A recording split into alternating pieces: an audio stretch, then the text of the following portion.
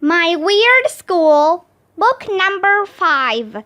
Miss Small is Off the Wall. Written by Dan Gutman. Pictures by Jim Pelot. Chapter 6. The Truth About Miss Small. At our school, the cafeteria and the auditorium are the same room, so it's called the cafetorium. But all the kids call it the vomitorium ever since some kindergarten kid barfed in there last year. I sit at a lunch table with Ryan and Michael and a few other boys. Andrea and Emily and some of their friends sit at the table next to ours. Sometimes, for fun, we peel the paper off our straws and shoot them at the girls. They usually laugh, except for the time I hit Emily in the face, and she cried. I gave my tuna sandwich to Ryan, and he gave me his scooter pie. Ryan will eat anything, even disgusting vegetables. One time, me and Michael mixed up some milk and ketchup and mayonnaise in a cup. It was really gross, and I thought I was gonna throw up just looking at it. Ryan said he would drink it if we gave him a pack of baseball cards. So we gave him a pack of baseball cards, and he drank it. The drink, not the baseball cards. Ryan is weird. That Miss Small must be 7 feet tall, Ryan said. If I was as tall as she is, Michael said, I wouldn't be a gym teacher. I'd be a professional basketball player. I would be a weatherman, Ryan said. Why? I asked. Because when you're that tall, you can tell it's raining before anybody else, so you can predict the weather. Tall people can reach stuff on the top shelf without even having to stand on a chair too, Michael said. But I guess it must be really hard to tie your shoes when you're so tall. She should tie her shoes first and then put them on, Ryan said. At the table next to ours, Andrea Young turned around with her big, dumb face. You can't tie your shoes and then put them on, she said. Can too, I said, and I shot my straw wrapper at Andrea. I only tie my shoes once, the day my mom buys them. What's the point of untying a shoe if you're just gonna have to tie it all over again the next day? Yeah, Ryan and Michael agreed. Girls just don't have common sense. Boys are dumbheads, Andrea said, giggling, and then she turned back to her own table. I wish a basketball backboard would crush her. I thought we were gonna be playing sports in phys ed, Ryan complained. When I saw how tall Miss Small was, I was sure she was gonna let us play basketball. Maybe she's not our phys ed teacher at all, Michael said. Did you ever think of that? Maybe she's a mutant alien freak from another planet where everybody is tall. Yeah, Ryan said. Maybe she's a fake. Maybe she came to Earth to kidnap our real phys ed teacher and bring her back to her planet. All of a sudden, Emily turned around. Her face was all white. We've got to do something, Emily said, and she ran out of the vomitorium. Emily is weird. Chapter 7. Phys ed is dumb. Okay, everybody, it's time to line up, Miss Daisy announced later in the week. Line up for what? We all asked. Phys Ed, Miss Daisy said. Yippee! Shouted all the girls. Boo! Shouted all the boys. What's the matter? Miss Daisy asked. I thought you boys would love Phys Ed. Phys Ed is dumb, I told her.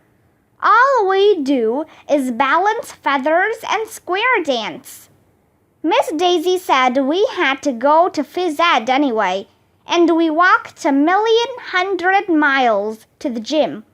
Emily was the line leader, and I was the door holder. Good morning, boys and girls, said Miss Small. Today we are going to do something really exciting. We're going to learn how to juggle scarves. What? I said. You've got to be kidding. But she wasn't. Miss Small grabbed a bunch of colorful scarves and gave 3 of them to each of us. Then she put on a little demonstration. First, she threw one scarf up in the air. Then she threw another one up in the air. Then she threw the 3rd one up in the air. Then she caught the first one as it was falling and threw it back up in the air again. And she kept doing that with all 3 scarves over and over. It looked pretty cool, I had to admit. How can you juggle 3 scarves with just 2 hands? I asked. It's easy because the scarves float in the air, Miss Small said. This will improve your eye-hand coordination. With a little practice, you'll be able to juggle 3 balls or 3 clubs or 3 of just about anything. Miss Small blew her whistle and told us to give it a try. I threw a scarf up in the air, and then I threw another one. By the time I threw the 3rd scarf up in the air, the first scarf had already fallen on the floor, and the 2nd scarf had landed on my head. My scarves are busted, I complained. They don't float long enough. I need another set of scarves. Miss Small gave me 3 more scarves, but the same thing happened. Every time I tried to grab a scarf out of the air, the other 2 were on the ground already. Juggling scarves was dumb, I decided. It wasn't a sport. They don't have any World Series for scarf juggling. There's no scarf juggling Super Bowl. They don't give out any medals for scarf juggling in the Olympics. Juggling scarves was just about as dumb as curling. I looked around to see how Ryan and Michael were doing. They weren't very good at juggling the dumb scarves either. In fact, there was only 1 kid in the whole class who was keeping all 3 scarves up in the air. Andrea Young! Way to go, Andrea! Yelled Miss Small. You have excellent eye-hand coordination. Then she gave Andrea some certificate that said she was an expert scarf juggler. Thanks, Miss Small, Andrea said. Juggling scarves is fun. I'll show her some eye-hand coordination. I'd like to coordinate my fist right into her eye. Chapter 8 Ghost in the Graveyard.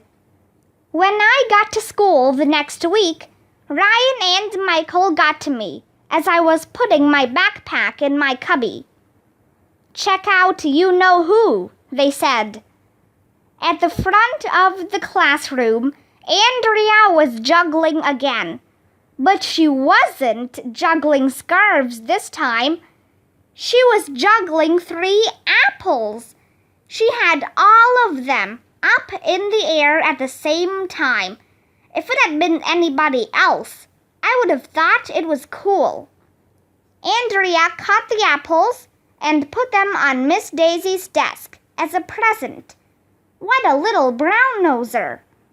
Thank you, Andrea, Miss Daisy said. That was wonderful. How did you learn to juggle? I practiced at home like Miss Mull told us to, Andrea said. It's easy. I hate her. She should go off and become a juggling clown in the circus. Okay, everybody, it's time to line up, Miss Daisy announced. Line up for what? Phys Ed, Miss Daisy said. Yippee! Shouted all the girls. Boo! Shouted all the boys. I don't feel very good, Miss Daisy, I said. What's the matter, AJ? She asked. Do you have a tummy ache? A headache? I really felt fine. I just didn't want to go to Phys Ed. But I didn't want to say that to Miss Daisy. I didn't know what to do. I didn't know what to say. I had to think fast. I think my tummy has a headache, I said. Or maybe it's my head that has a tummy ache. Everybody laughed, even though I didn't say anything funny. I know a cure for that, said Miss Daisy. Really? I said. Sure, you'll feel fine after an hour of Phys Ed. We walked the 1,100 miles to the gym. It was a really hot day, and I was already tired when we got there. Is everybody ready to play a game? Miss Mull asked. She was jumping up and down with excitement, like some little kid who never played a game before in her life. What do you think she's gonna have us do now? Ryan whispered to me. Spin plates on sticks? I've got an idea for a game, I said, remembering to raise my hand. What game do you want to play, AJ? How about chess? Chess? Asked Miss Mull. Don't you want to play a game where you get to run around and jump up and down and have fun? I'm a little tired of fun, I said. Yeah, having fun is too much work, Ryan said. How about we have a contest to see who can sit around and do nothing the longest, suggested Michael. Oh no, we're going to have lots of fun today, said Miss Mull. We're going to play a game called Ghost in the Graveyard. That sounds scary, said that crybaby Emily. It's not scary at all, Miss Mull said. It's fun. Let's go out to the playground. So we all went out to the playground. Miss Mull told us that the swings would be home base and that she would be the ghost. I'm going to hide, she said, and you have to find me. The person who spots me yells, Ghost in the graveyard, and everybody has to run back to home base before I tag you. If I tag you before you get back to the swings, you'll become a ghost in the next round. We all covered our eyes, and Miss Mull ran off to hide. 1 o'clock rock, we chanted. 2 o'clock rock. 3 o'clock rock. 4 o'clock rock. When we reached 12 o'clock, we all shouted, Midnight, and uncovered our eyes. Where is she? Asked Michael. I don't see her anywhere. She's hiding, silly, Andrea said. We looked all over for Miss Mull. We looked by the monkey bars. We looked under the seesaw. We looked around the soccer goals. We looked by the basketball hoops. Miss Mull had vanished. It was hot out. We were tired from all that looking. We sat in the shade of a tree to talk things over. Let me think, Andrea said. If I was Miss Small, where would I be? I played hide and seek with my dad once, Emily said. I was looking for him for about an hour. And you know where I finally found him? Where? We asked. He was sitting on the couch in the living room, watching a football game on TV. Cool, I said. Who was playing? Emily's point is that hiding games are just a way for grown-ups to pretend to play with us, Andrea explained. They don't really want to play. All they really want to do is sit around and do grown-up things. Grown-ups are so boring, I said. Miss Small is probably in the teacher's lounge, Ryan said. I bet she's having a cup of coffee and talking about the weather or some other boring grown-up thing. Yeah, we were about to run to the teacher's lounge when I heard a cracking noise. It was almost like a creaking door in one of those scary movies. What's that? I asked. What's what? Michael asked. The sound was coming from above. We all looked up. It was a big branch. Not just a big branch. It was a big branch with a person on it. And the person was Miss Small. Watch out! One of the girls screamed. The branch with Miss Small on it was coming down right on top of us. She was screaming, so were we. We all dove out of the way. Oof! Miss Small grunted when she hit the ground. Ghost in the graveyard! Somebody shouted, and we all ran back to home base. Chapter 9. Fit as a Fiddle. Luckily for us, nobody got tagged by Miss Small on the way back to home base. Luckily for us, that is, but not so lucky for Miss Small. She was still lying there on the ground, under the tree, so we all ran back to her. Are you okay? We all asked, as we gathered around her. My leg, she moaned, and there was pain all over her face. That crybaby Emily started crying. So did a few other kids. To be honest, I almost felt like crying myself. But I didn't. Instead, I ran to get our school nurse, Mrs. Quynh. Mrs. Quynh came running out of the school with a first aid kit. Oh dear, Mrs. Quynh said when she saw Miss Small lying under the tree. She got down on her hands and knees to examine Miss Small. You should put a band-aid on her leg and kiss it, Michael told Mrs. Quynh. That's what my mom does when I get hurt. Your mom is weird, I told Michael.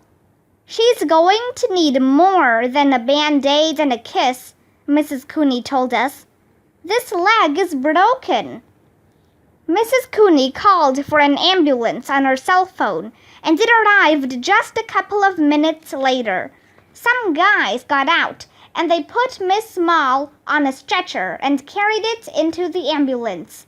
We asked them to put their siren on when they drove to the hospital, but they wouldn't. It was still cool anyway, having an ambulance right on the playground.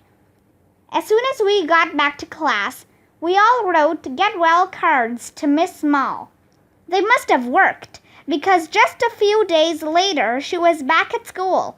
She had a big cast on her leg and crutches to help her walk, and she was smiling.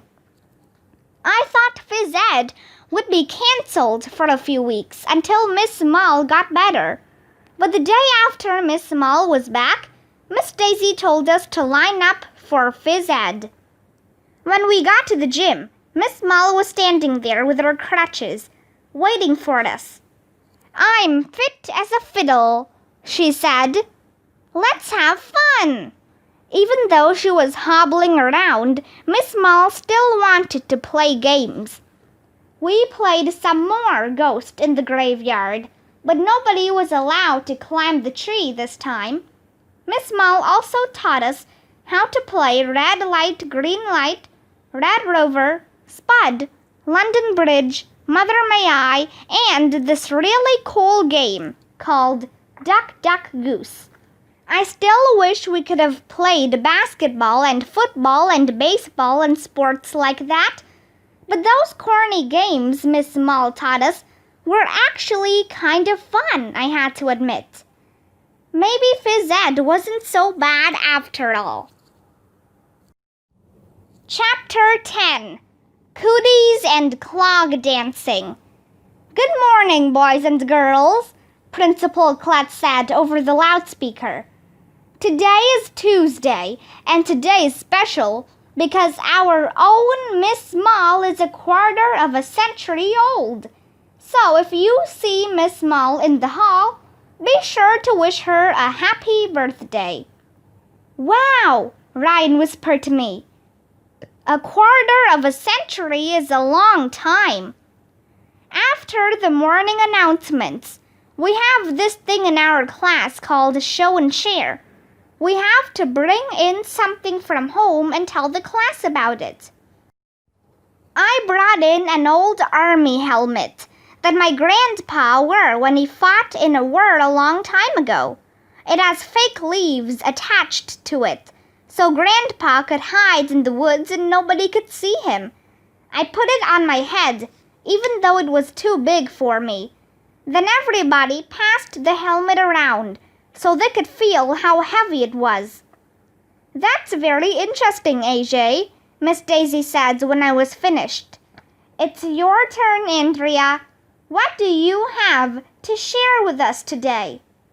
That helmet is awesome, Andrea, Ryan whispered to me, while Andrea got up. Yeah, let's see Andrea top that, I said. Andrea lugged a big duffel bag up to the front of the class. She pulled 3 long sticks out of the bag. On the end of each stick was a thing that looked like a marshmallow, but black. Then she pulled out a lighter and set those marshmallow things on fire. My mom signed me up for juggling lessons, Andrea announced. Then she threw those flaming sticks up in the air. I don't know how she did it, but the sticks were flying all over the place. She kept catching them and throwing them back up in the air. If it had been anybody else, I would have thought it was super cool. Finally, Andrea caught all 3 sticks in one hand, blew them out, and took a bow. Everybody started cheering and clapping. I hate her. After I get good, Andrea said, I'm going to learn how to juggle while I'm riding a unicycle. I hope she rides her unicycle off a cliff. Okay, everybody, it's time to line up for phys ed, Miss Daisy announced. When we got to the gym, we sang Happy Birthday to Miss Mull and told her she didn't look half bad for somebody who had lived a quarter of a century. Today, we're going to do something that's really fun, Miss Mull announced. Everybody choose a partner.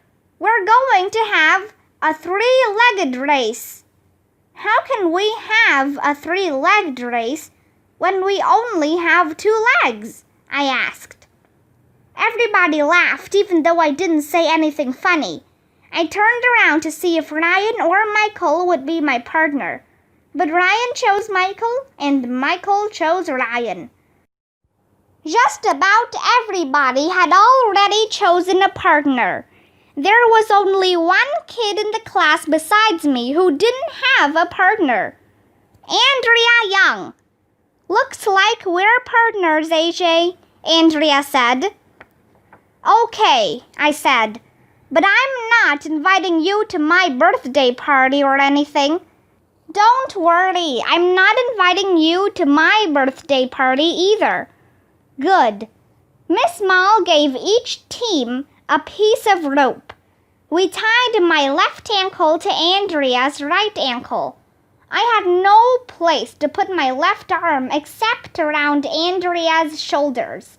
It was disgusting, but I had to do it. "Hey, look," Ryan said. "AJ and Andrea are in love." Everybody laughed. "Shut up, Ryan," I said. "When are you gonna get married?" asked Michael. "Some friends." My face was all hot, and I would have beat up the two of them if I hadn't been tied to Andrea. "AJ," Andrea whispered, "I know how you can get back at Ryan and Michael." "How?" "Let's beat 'em." "Beat 'em?" I said. "Aren't you the one who said competing is icky?" "I changed my mind," she said. "Let's beat 'em. Let's beat 'em bad. That will show 'em." "We can't beat 'em," I told her. "They're the best athletes in second grade. You're a girl." "We can do it, AJ," Andrea said. "Three-legged races are a lot like clog dancing." "Clog dancing?" I asked. "Is that some dance that plumbers do when the sink gets clogged up?" "No, silly, it's a step dance that you do with your heel keeping time with the music. I go clogging every Thursday after school." "I'm not doing any clogging. Clogging is dumb." "You want to win, don't you?" Andrea said. "Look, all you have to do is move your leg forward whenever I count to 2. All right, I said. I didn't like the idea of Andrea Young ordering me around. But what else was I gonna do? Our legs were tied together. Everybody lined up on the starting line. To win a three-legged race, you need cooties, Miss Small said. Cooperation, teamwork, sportsmanship. Let's stomp him into the ground, Andrea whispered in my ear. Let's make 'em wish they were never born. On your mark, Miss Small hollered. Get set, go! Me and Andrea took off. 1, 2, 1, 2, Andrea said. 1, 2, 1, 2. Andrea and I went clogging down the field. Some of the kids fell down. We were in first place. Ryan and Michael were right behind us. You'd make a great clogger, AJ, Andrea shouted. Quiet, I'm trying to concentrate. 1, 2, 1, 2. Me and Andrea were out in front of everyone. 1, 2, 1, 2. Me and Andrea were pulling away from everybody else. 1, 2, 1, 2. Michael and Ryan fell down. 1, 2, 1, 2.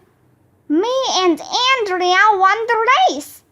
Ha ha! I called to Ryan and Michael. Eat my dust, losers. I was so happy that I almost wanted to give Andrea a hug. Almost. Chapter 11. Grown-ups are weird.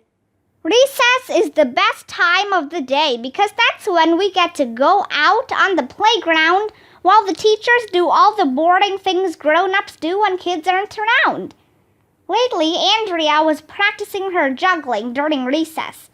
She put on her dumb show, and kids in the other classes would gather around and watch, like she was famous or something. But today, Andrea wasn't juggling. She and Emily were just sitting on the monkey bars, looking all serious, like the world was about to end. Me and Michael and Ryan couldn't resist going over to bug them. What's the matter with you? I asked Andrea. Did you set your house on fire while you were juggling? No, she said. We're worried about Miss Small. What about her? Asked Ryan. We're afraid she might die, Emily said. What? I said. You're nuts. All she did was break her leg. Miss Small is a quarter of a century old, Andrea said. That's like ancient. Old ladies aren't supposed to run around and jump up and down and play games all the time. Old people are supposed to sit around, talking about the weather and eating and reading the newspaper, and complaining about the kids today and telling us to be quiet. Miss Mall doesn't do any of those things. She's like a big kid. She grew tall, but she never grew up. My dad is a doctor, said Emily. He told me that when old people fall down, they can get hurt really badly. They can even die. Wow, I didn't know that. If Miss Mall dies, it will be our fault, Andrea said. For a while, nobody said anything. Maybe Andrea was right for once in her life. We've got to do something, said Emily. We should talk to her, Andrea said. We need to tell her she has to grow up and act mature like other adults. So all of us, me, Michael, Ryan, Andrea, and Emily, went around the school to the gym. We figured that's where Miss Mall would be during recess. Shh, Andrea said as we snuck around the corner. If Principal Klutz catches us, we could be in big trouble. Me and Michael and Ryan got down on our hands and knees and pretended to be undercover agents on a secret police mission. It was cool. Finally, we reached the back door to the gym. We may have to pick the lock like they always do in police movies, Ryan whispered. Then they run inside and shout, "Freeze, dirtbags!" No, Michael said. In the movies, they kick the door in with their feet and shout, "Freeze, dirtbags!" No, they don't, I told them. They use bombs to blow the door off the hinges. Then they run inside and shout, "Freeze, dirtbags!" Maybe the door isn't even locked, Emily said. The door is always locked, dumbhead, I said. Why else would they have to blow it off the hinges? Andrea put her hand on the doorknob and turned it. And you know what? The door opened. Me and Michael and Ryan ran inside the gym, just like they do in all the police movies. "Freeze, dirtbags!" we shouted. And there in the gym was the most amazing sight any of us had ever seen. All the grown-ups who work in the school were there, every one of them, and they were going crazy. Mr. Klutz, the principal, was doing the chicken dance. Our teacher, Miss Daisy, was playing hopscotch. Mrs. Rupee, our librarian, was hula hooping. Miss Hannah, our art teacher, was jumping rope. Miss Mall was clapping her hands and singing that annoying hillbilly music. All the other teachers were doing the limbo and other equally weird stuff. They all stopped what they were doing and stared at me and Michael and Ryan. "What are you doing here, boys?" Miss Mall asked. I looked at Ryan and Michael. They were doing that whistling thing you do when you want to pretend you didn't do anything wrong. I didn't know what to do. I didn't know what to say. I had to think fast. "The question is, what are you doing here?" I asked. "Why aren't you all sitting around talking about the weather and eating and drinking coffee and reading the newspaper and doing other grown-up stuff?" "We're having fun," Mr. Klutz said. "Why should you kids have all the fun?" said Miss Daisy. "Yeah, we want to play too," Mrs. Rupee said. "This is the only time we have all day to relax," said Miss Hannah. "Yeah," said all the other grown-ups. "Lighten up." Grown-ups are weird. Me and Michael and Ryan ran out of there as fast as we could and went back to the playground. I hoped that Miss Daisy wouldn't tell my mom and dad that I called all the grown-ups at our school dirtbags. Back on the playground, we decided that Miss Mall really does have a serious problem, and now it's spreading to all the other teachers. Somehow we're gonna have to think of a way to make Miss Mall grow up and act mature and boring like a normal adult. But it won't be easy.